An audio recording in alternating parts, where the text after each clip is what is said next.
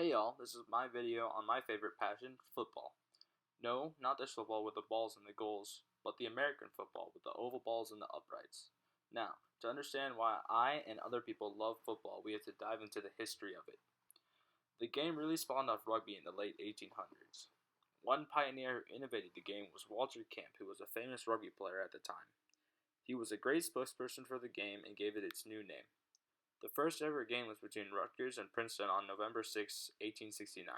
The final score was 4-6, and an interesting fact is that it was also considered the first game of soccer because the rules were a mix between soccer and rugby, hence the name football.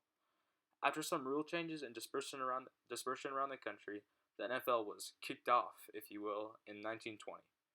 50 years later, after the NFL and AFL merged, the first Super Bowl was played. Now that we've gone over the history of it, we can get into the reason why we as a nation love it.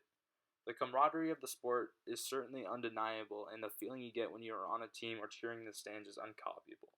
When the teams are at odds and the game is tense, the feeling you get is electric. It's truly a unique feeling of teamwork and is honestly a really great way to meet people. Now, you might be asking yourself, how can football help people in the world today? And I wanted to say, there are thousands of things of good that football does every day.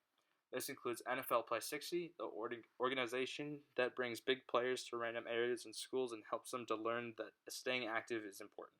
It's also the organization responsible for the most awkward TV commercial to ever air. Look it up. When it comes down to it, football brings us together as a country, and it'd be hard to think of America without the crazy Raiders fans or the drunk, crazy tailgaters who sit outside of Niners games. And honestly, I think football makes this country a better place to live.